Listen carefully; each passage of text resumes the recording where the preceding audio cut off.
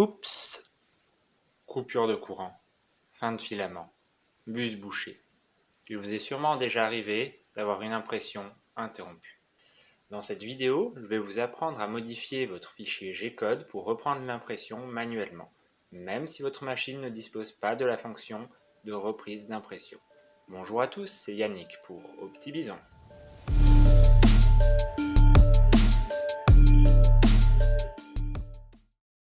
La première chose à faire, si nécessaire, c'est de dégager la buse. Il peut être nécessaire de la faire chauffer au préalable pour qu'elle se détache de votre impression. Nettoyez votre pièce. Ici, je n'ai qu'à couper le plot laissé à la position de la buse, mais vous pouvez aussi avoir à enlever les fils de sous-extrusion. Faites attention à ne pas décoller votre impression. On est bon? Maintenant, il faut identifier à quelle couche votre impression s'est arrêtée. Il y a deux techniques qu'il faut éventuellement combiner. Pour cette impression, la technique qui s'y prête le mieux, c'est de mesurer l'épaisseur imprimée au pied à coulisse et d'en déduire le nombre de couches. J'ai mesuré 3,9 mm. J'ai une première couche de 0,3 mm, puis des couches de 0,2. Mon nombre de couches est donc de 3,9 moins 0,3, le tout divisé par 0,2, donc 18. Plus 1 pour la couche de 0,3 déjà comptée. Moins 1, car la première couche, c'est la couche 0. Donc on retient la valeur 18. La seconde méthode est d'ouvrir le fichier G-code avec votre slicer et de compter les couches à partir d'un point de repère. J'ai eu à faire une reprise d'impression pour cette pièce après une coupure de courant. J'ai pris comme point de repère cette zone plate et j'ai compté les couches jusqu'à la coupure. La pièce est sortie parfaitement fonctionnelle, je m'en sers pour fixer ma Dremel à l'imprimante et faire de l'usinage. Vous pouvez bien sûr avoir à combiner les deux méthodes, mesurer à partir d'un point de repère. Maintenant que vous savez à partir de quelle couche votre impression s'est arrêtée, il est temps d'aller modifier le G-code. J'ouvre le fichier G-code avec le bloc-notes.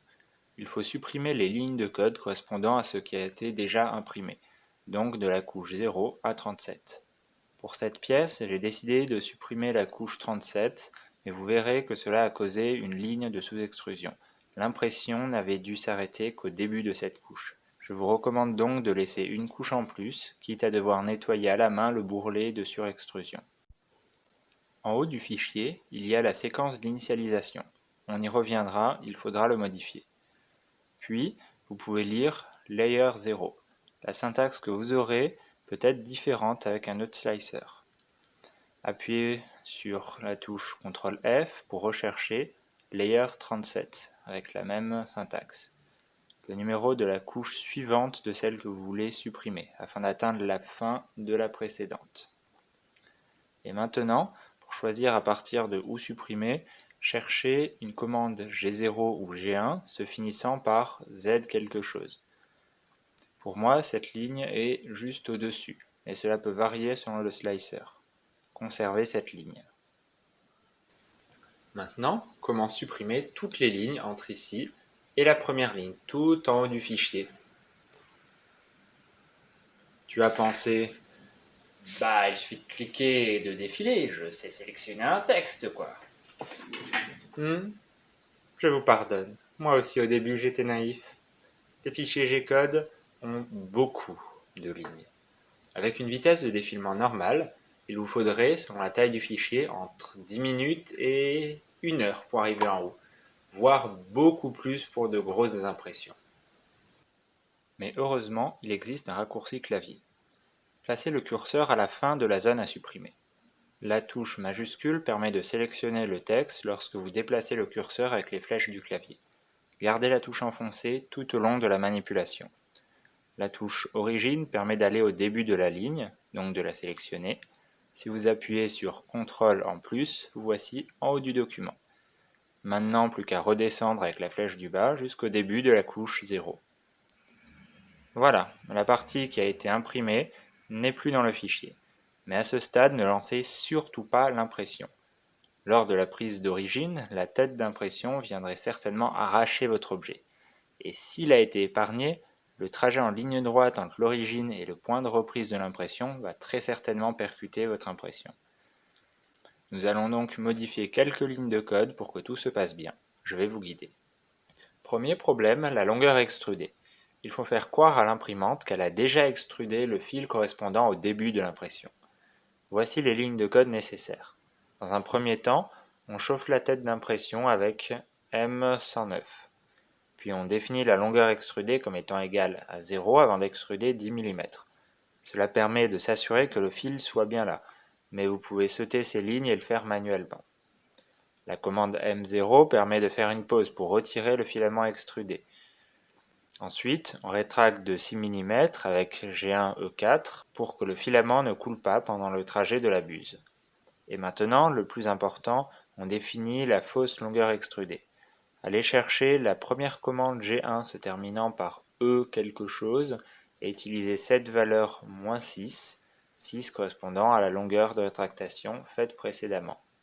Si vous disposez de l'auto-leveling, supprimez la commande G29 afin qu'il ne s'active pas. La stratégie la plus simple que j'ai trouvée est de déplacer manuellement votre tête à un emplacement où l'origine en Z peut être prise sans aller cogner votre impression.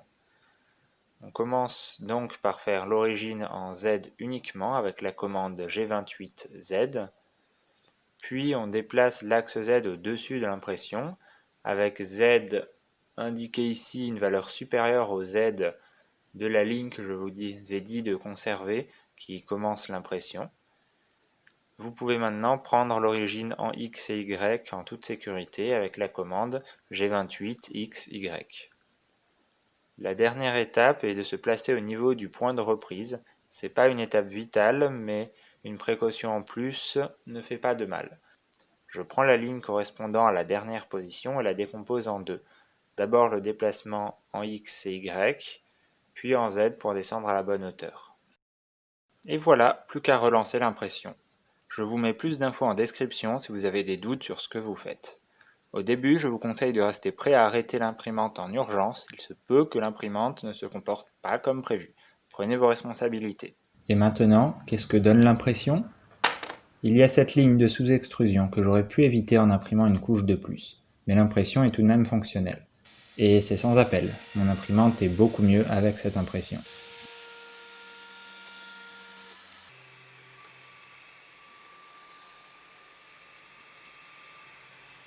Merci d'avoir regardé cette vidéo jusqu'au bout. Dites-moi en commentaire combien d'impressions vous auriez pu sauver avec cette technique.